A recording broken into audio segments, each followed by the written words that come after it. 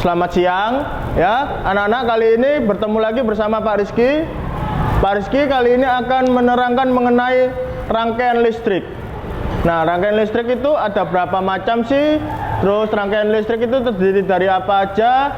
Nah, untuk anak kelas 9 atau anak kelas 3 SMP, ayo kita sama-sama belajar di sini. Kita pahami bareng-bareng mengenai rangkaian listrik di sini. Karena apa? Karena kalian besok waktu ujian sekolah atau ujian nasional pasti akan menemui cara mengenai rangkaian listrik ini. Oke, kita mulai awal. Rangkaian listrik itu adalah, atau definisi dari rangkaian listrik itu rangkaian atau jalur yang dialiri oleh arus listrik.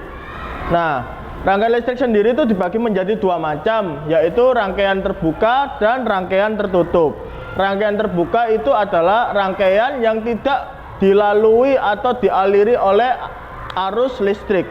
Dan sedangkan kalau rangkaian tertutup adalah rangkaian yang dilalui atau dialiri dengan arus listrik. Kalian bisa cermati sendiri apa bedanya rangkaian terbuka dan rangkaian tertutup.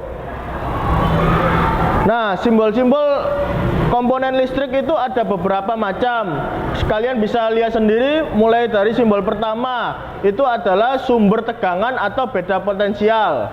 Dan simbol kedua itu adalah penghantar arus listrik arah panah menuju arah aliran listrik. Jadi kalian bisa lihat sendiri di simbol nomor 2 itu ada arah panah yang mengarah ke kanan kalian. Nah, berarti di situ arus listriknya berada di arah kanan kalian. Dan simbol yang ketiga itu mempunyai 3 simbol.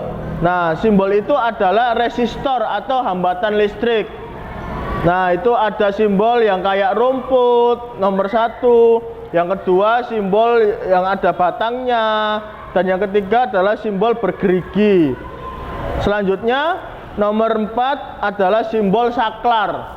Kalian pasti tahu kan apa itu saklar? Kalau kalian mau mematikan koloran listrik atau mematikan TV, mematikan lampu, itu kan pasti ada saklarnya yang berbentuk kotak dan ada tombol on sama off-nya. Nah, itu adalah saklar. Selanjutnya yang ada simbol A dikasih lingkaran itu adalah alat ukur ampere meter atau alat ukur arus listrik. Dan yang bersimbol huruf V yang di dalam lingkaran itu adalah voltmeter. Voltmeter itu tujuannya untuk mengukur berapa sih volt dari arus listrik ini. Dan yang terakhir adalah simbol omega. Jadi gambarnya omega di situ di dalam kurung. Nah, itu adalah alat ukur ohmmeter atau hambatan listriknya. Nah, sekarang kalian bisa lihat ini adalah hukum Kirchhoff. Hukum Kirchhoff itu berbunyi jumlah kuat arus listrik yang masuk ke suatu titik cabang sama dengan jumlah kuat arus listrik yang keluar dari titik cabang tersebut. Jadi, hukum Kirchhoff 1 itu adalah arus listrik yang masuk itu sama dengan arus listrik yang keluar. Nah, ini adalah gambar dari hukum Kirchhoff itu. Arus listrik masuk sama dengan arus listrik keluar. Digambarkan dengan seperti ini. Nah, ini ada soal mengenai hukum Kirchhoff 1. Jika I sama dengan 10 ampere dan I1 sama dengan I3 itu nilainya 3 ampere, berapa jumlah besar kuat I2? Nah, caranya di sini. Tadi kan diketahui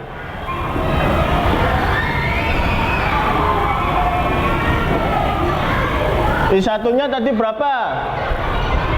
Ayo kalian ingat nggak? I1 tadi diketahui 10 ampere. Nah, kalau kalian masih bingung, Pak Rizky gambar dulu ya di sini ya. Ini I-nya tadi 10 ampere. Terus I1 sama dengan I3 itu nilainya 3 ampere. Jadi I1 ini dan I3 ini nilainya itu sama 3 ampere. Kemudian ditanya I2 berapa? Nah, yang ditanya ini berapa? Nah, kalau kalian bingung lagi, Pak Rizky masukkan di sini. Ini I nilainya 10A.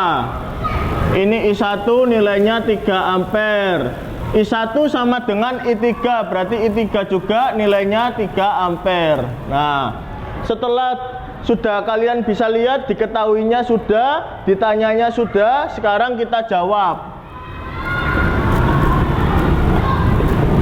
Nah, sebelum menjawab, Pak Rizky mau menekankan lagi kepada kalian, khususnya anak kelas 3 SMP, kalau kalian mengerjakan soal fisika, kalian harus membaca benar-benar soal cerita tersebut. Setelah itu, langkah kedua adalah kalian harus cari tahu dulu yang diketahui itu apa saja. Nah, kalau kalian sudah diketahui ketemu, kalian bisa memasangkan pada soal yang ada di soal cerita itu, kemudian yang ditanya apa. Nah, sekarang waktunya kita sama-sama mengerjakan atau menjawab. Nah, kalian ingat tadi bunyinya hukum Kirchhoff 1 itu gimana? Jumlah arus yang masuk sama dengan jumlah arus yang keluar. Nah, ini adalah bunyi dari hukum Kirchhoff. Kemudian I itu sama dengan I1 ditambah I2 ditambah I3. Nah, ini I itu sama dengan I1 ditambah I2 ditambah I3. Nyampe sini kalian paham enggak? Nah, kalau sudah kalian paham, sekarang kita kerjakan. Gimana kita mengerjakannya? Kita masukkan satu-satu. Ini nilainya berapa? Ini nilainya 10. I1 sama dengan I3 nilainya 3. Ini 3 ditambah I2 belum diketahui, I3-nya 3. Nah, nyampe sini kalian masih bingung atau sudah bisa? Selanjutnya kita hitung. 10 sama dengan 3 ditambah 3 sama dengan 6 ditambah I2. Nah, dari sini kalian masih bingung atau sudah bisa? Gampang kan ini? Selanjutnya diapain? Tinggal kalian sama dengan plus pindah jalur menjadi apa? Pindah jalur menjadi min. Jadi 10 dikurangi 6 sama dengan I2. Nah, 10 kurangi 6 adalah 4. Nah, ini adalah jawaban dari pertanyaan ini. I2 sama dengan 4. Nah, kalau kalian tidak percaya, oke, Pak Rizky bisa jelaskan di sini. Ini berapa? 3 kan? Ini tadi menjadi jawabannya 4. Ini 3. Nah, 3 ditambah 3 hasilnya kan 6. 6 ditambah 4 hasilnya 10. Sama nggak sama ini?